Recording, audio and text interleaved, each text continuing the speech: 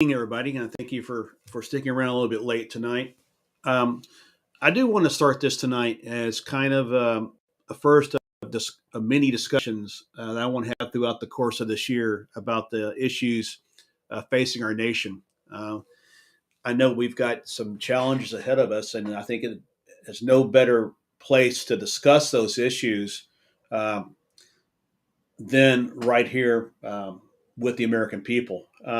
So we'll try to do this once a month or so, just kind of a general overview of what's happening. I first want to say that um, I do congratulate Speaker McCarthy on his election as Speaker of the House. Now that that's over, after 15 ballots, it is time to get to work for the American people, and Congress has a full agenda. Some of the things I want us to work on this session. Um, Number one, of course, obviously we need to deal with immigration, border security, border control. Uh, Number two is education. We need to really take a look at education. We need to look at school safety. We need to do more than just get up on the podium like I've done so many times, and I hated doing that. It seemed like every time there was a school shooting, we got up there and we said our thoughts and prayers are with the victims of this school shooting, and we said we were going to do things, and we made some progress, but we need to keep making that progress. We need to make our words count, mean something. Um, One of the things I am excited about back in my home state of Texas is there's a bill before the legislature down in Austin that they're looking at school funding, the state funding school safety. I know right now, especially in a charter school, uh, school safety is being funded by grant programs. And so the bill that's being drafted down in Austin hopefully will be going through committee and going through the House and Senate, and hopefully signed by the governor of Texas. Would actually fund school safety and give the safety director, the police chief of that school district, the right to spend it the best they see to protect their districts. Um, School safety is so important. You know, we just had another shooting just the other day. This time with a 5-year-old. You know, a 5-year-old went in and shot at their teacher, and this has got to end. You know, one of the things that I talked about last year during all this that was happening is to increase our mental health funding in schools. Let's get the people that are committing these terrible acts. Let's get them the help they need. And so that's one of the things I want to see is increase mental health funding. Schools have counselors, and these counselors do a very good job. And oftentimes they prevent terrible things from happening on campus. But we've got to do more. And so, and I think at the state level, and I think at the national level, we're at a opportune moment in our nation's history to do something. Um, Secondly, when it comes to education, and this is more of a state level than I would think it would be on a nationwide level, but we have to increase teacher pay. As most of you know, my wife is a teacher, and we were talking just over the holidays about she's been teaching over 20 years, and how when she first started teaching, to get a teaching job was hard to do. It was hard. It wasn't just a given to get a teaching job. Now we can't even find teachers to fill the classrooms. We got to fix that. You know, and I've said this. My favorite TV show is West Wing, and Rob Lowe. Rob Lowe plays a senior advisor named Sam Seaborn. In one of the episodes, they're pushing through education reform bill, and he's talking about the importance of education. And he talks about how schools should be palaces. Teachers should be making six-figure salaries. Competition for the jobs should be tough, tough. And uh, schools should be totally, entirely expensive for the government and absolutely free for its people. And he says at the end of this quote, just like national defense. And I have to agree. Education should be treated like national defense because think about it, the kids in that classroom are our future. You walk into a kindergarten classroom, you walk into any grade level, you're going to see the future scientists, engineers, uh, you're going to see future leaders. But where all that takes shape and form is in our public schools. Even down to what we teach in the public schools is important. I think during COVID, um, a lot of what was happening in schools probably got exposed. I mean, I'm just saying that some things that parents weren't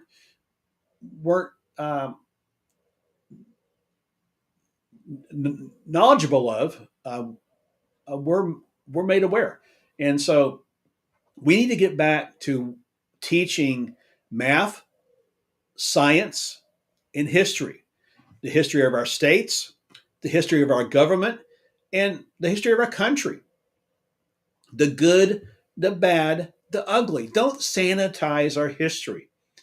If something bad happened in our nation's history, let's talk about it.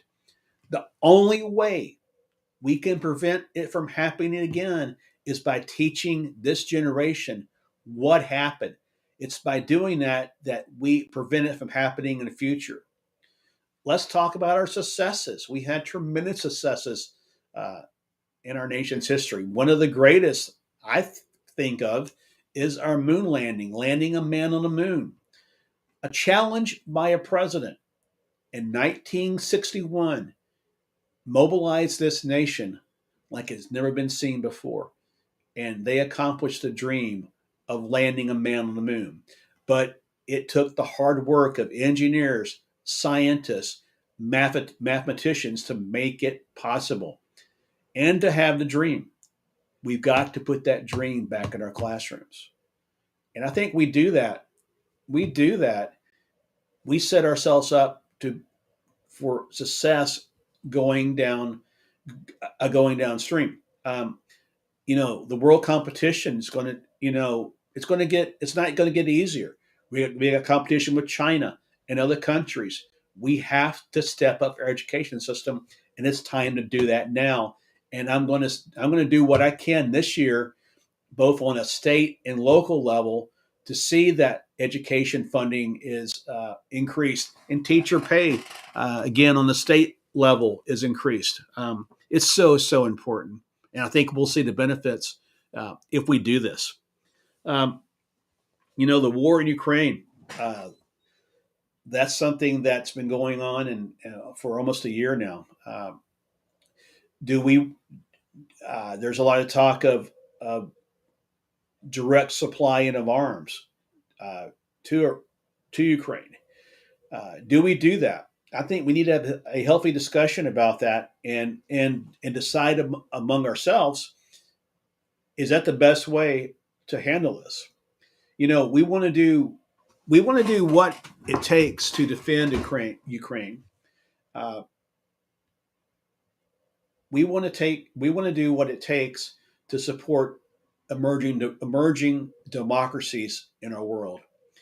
But what we want to try to avoid is a direct confrontation uh, with Russia. I mean, so we need to figure out a way to support the war in Ukraine, but do it in such a way that it doesn't lead to a direct U.S. Russia confrontation. Because I don't think if it ever does happen, that really no one ends in that, and no one really wins in that battle. And so we need to do what we can to avoid it. And in other places throughout the world, we need to support emerging democracies. We really do, and I think that's one of the things. That's one of the things I'm going to try to work on this year, on top of education and other issues, is trying to support emerging democracies. Am I urging that we have regime change in Russia or any other country? Absolutely not. That's up to the citizens of their country to decide who their leader is. But we can do what we can uh, externally to help these emerging democracies after a change has happened that leans toward a democracy. We can do what it takes to help that democracy uh, flourish and bloom. You think about Russia back 20 or so years ago. Um, it was a emerging a democracy. McDonald's was opening up, international cooperation. Many businesses were opening up in the streets of Moscow, and now they're gone because of Mr. Putin's efforts, his war in Ukraine. There's been sanctions. Russia's not what it was 20 years ago. It's still a threat, but it's not like it was 20 years ago. And so, again, I think that's important to support emerging democracies. So, um, excuse me. So I just wanted to come out and say a few things this evening, just to kind of get the year started off right. I want to do more of these. I think it's important that we occasionally sit down and have a chat about what's going on in our nation, in the world. I'm looking forward to responding to and talking about the State of the Union coming up next month. That's going to be a big event. I'm looking forward to that and talking about the issues, providing my own State of the Union and where I see our country at uh, and where I see it headed to. So, again, I thank you all so much for sticking around late at night like this. And let's do this again real soon. Thank you all very much. Thank you.